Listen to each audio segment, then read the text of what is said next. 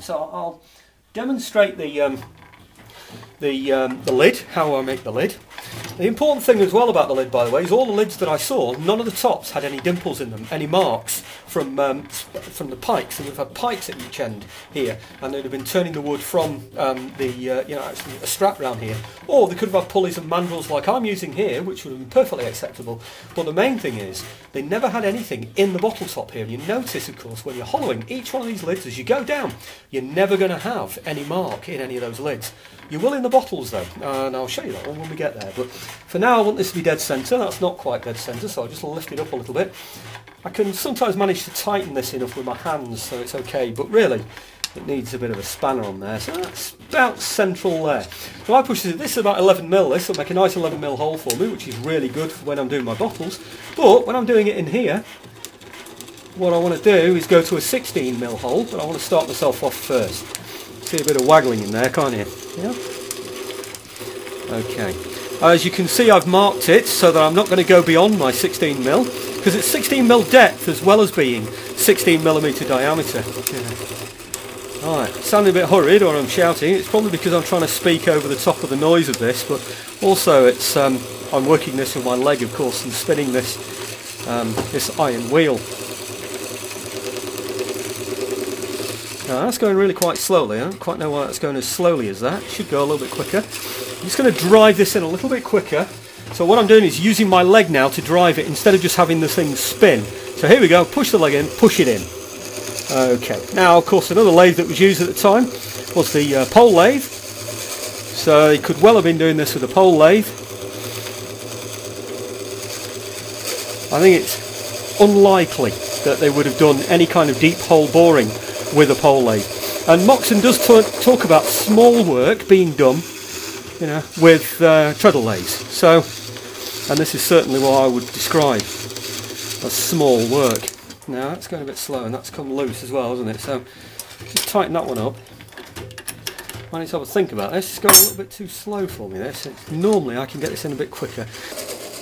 I'm using quite a bit of pressure now. Sometimes I even grab the end like this, and then grab this end here as well like this and shove right in one against the other. You see how that went in there really quickly there?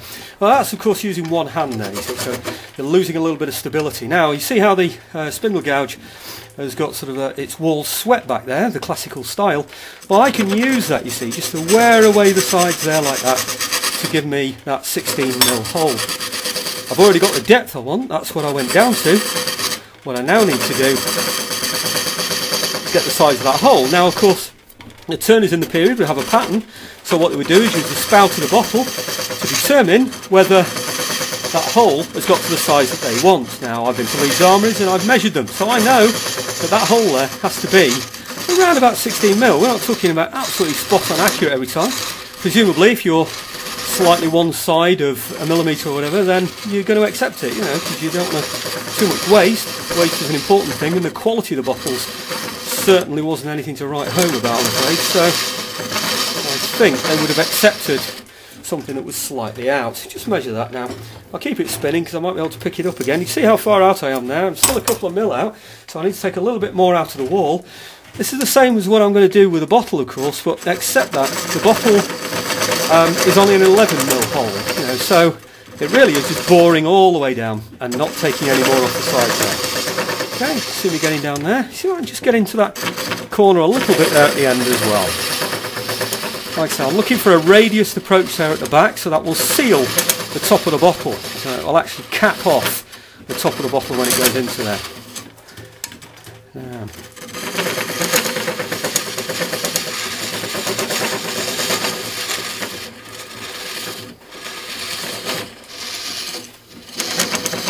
Now, here we go, let's just have a look at that now. Should be approaching it.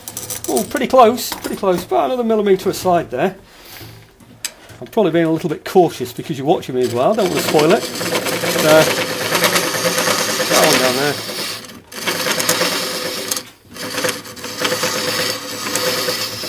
Okay. I can sometimes go in this with a scraper, so I get nice level sides down there, but I've got a bit more experience about this now. I wish we get it wrong this time, but you know, so I tend to be able to get those sides level simply now with the detail gouge, you know, the spindle gouge I'm using now. Down we go. Okay, round off. Make sure I've got a nice round end there to that. Let's have a quick check of that. Oh, ever so nearly there. I'm being extra cautious today, aren't I? Normally I only take about 2 or 3 turns of this before I get it to the way I want it. So I'm obviously being a little bit overly careful today.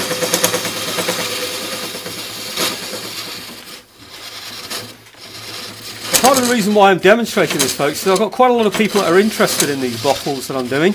I've had quite a few orders for these, and what these people want to do is see exactly how they're made, not only how I research them, but how I actually make them as well in the period fashion. You see that there? You see it's not going all the way in. You see it's sort of like a millimetre, well, about 2, maybe 3 millimetres at the end there that's spare.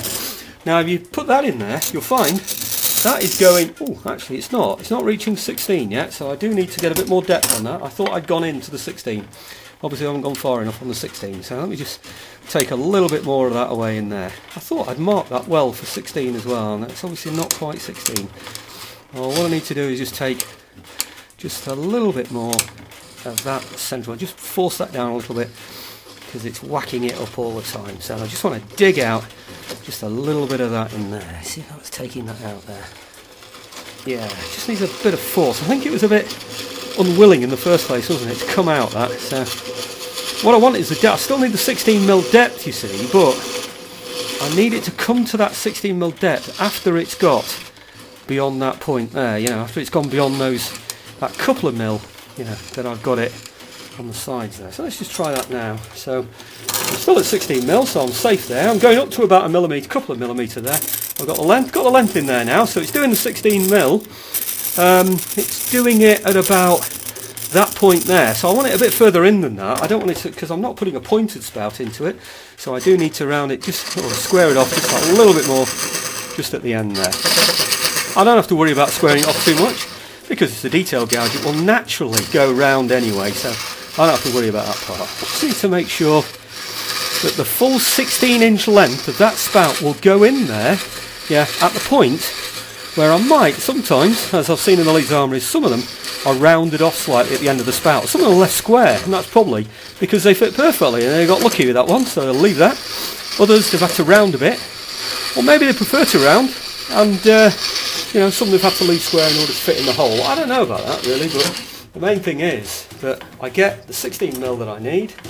So there's a 16mm down there, a couple of mil at the end. Just do that down to there. Just see that it's bashing out there at that point there, a couple of mil in. Now I'll show you later when we make the bottles how the spouts are made. You will know then, you will see clearly, I should say, why it needs to get closer into the bottle over at that end there.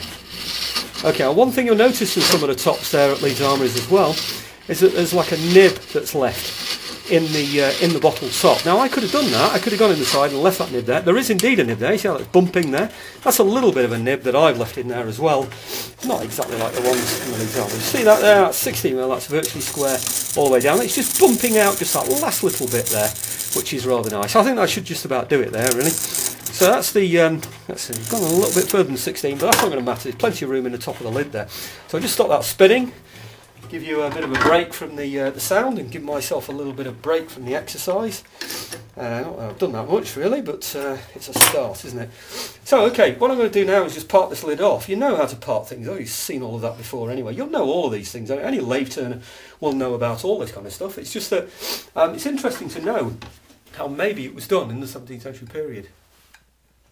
Okay, trusty parting tool. I sharpen this in different ways depending on what I want to do with it actually, but sometimes I sharpen it for the sides. This time I've sharpened it to the point so that I can take this little bit off the end here. So I'm using my right leg now, simply to give my left a break. I don't really need to do that, but you know, this is the way that I've chosen to do it on this occasion here. See that spinning there? If you're not happy with that, stretching out over this distance, then what you need to do is just stick a little plug in the end. I've got plugs made actually that will go in. I think I can get away with this one, to be honest with you, because I think the movement that's in there is only the movement that will be there anyway. So let's just take that down there. Okay. Right. Well, This is my first lid. I'll come back to the others afterwards. Just caught that little bit there, but don't worry about that. I've got plenty of room in there. What I'm doing now is I'm just digging out a trench there to get my parting tool down to take it off. Now you'll remember, possibly from the visit to Leeds Armouries, that a lot of these things were sawed. They weren't parted completely all the way down. Sometimes they were sawed completely all the way down as well.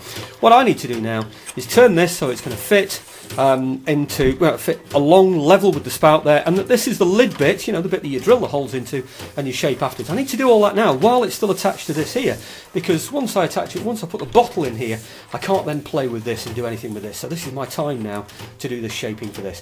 So I'll just go and get my caliper so I can measure that and make sure I get it the right size, the size that I want it to be. Okay.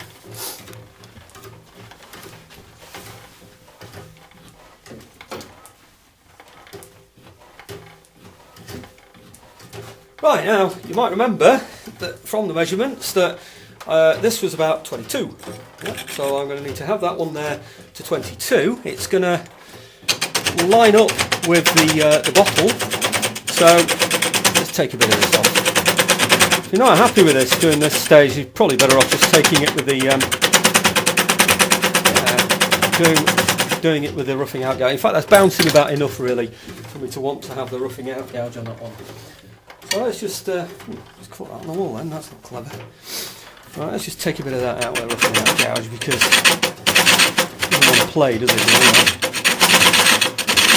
That's why, remember we had a bit of a wobble on that there, so more of a wobble than we thought. So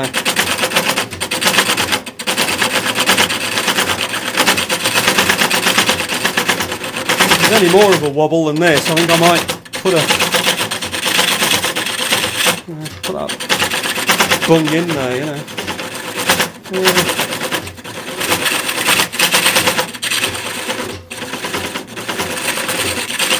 All kinds of tools that you can do this kind of thing with, of course. I mean, I could be using the skew, you know, which would take it down quite quickly as well. But you know, provided you've got the room in there, then the roughing out gouge is probably the best one to use. If I wanted to do this a bit quicker, I might just sort of drop my rest a bit, but I'm just being a bit lazy here and using it on the same setting that I had before. I'll just touch that against there, that should do that.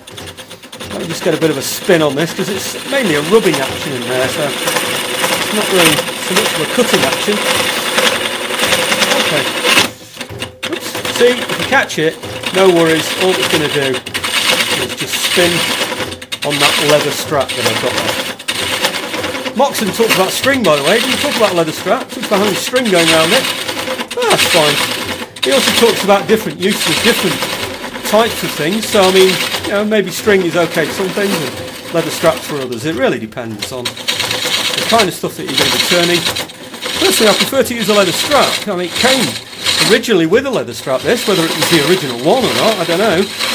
Being over 200 years old, I would doubt that it was, to be honest. But in pretty good condition, this lathe, so I suspect that means that someone's actually been using it for something else in the meantime. You know, opticians tended to use things like this. So, okay, so I can pick that up. Yes, I can. I'm just going to see if I can sharpen that edge a bit now. Now I've taken a lot of it away with the roughing out gouge.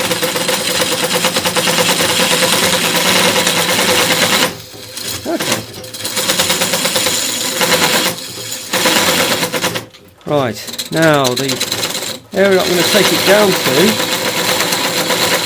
right here, I don't want to go beyond 22, I want to get that down to 22. That hole there is 16, so at 22 it should be okay. So I'll just measure that now, see how far down we're going. There you go, that's the point I need to get down to. I'm just going to steady this, because it seems as though I'm getting a bit of resistance from here. What I should probably do is put that bung in, like I say, but I'm being lazy, aren't I? I don't know why. So, okay, do that bit of a spin. Warm up my hands nicely. It's quite a cold day today, so it's not going to do me any harm, that, is it? Okay. Now the bit that's going to go into the spout is this end bit here. So this is the bit really that I want to measure up nicely. I want it to come to the right size there. So if I just get that caliper on there again, just to make sure we're not far away, are we really?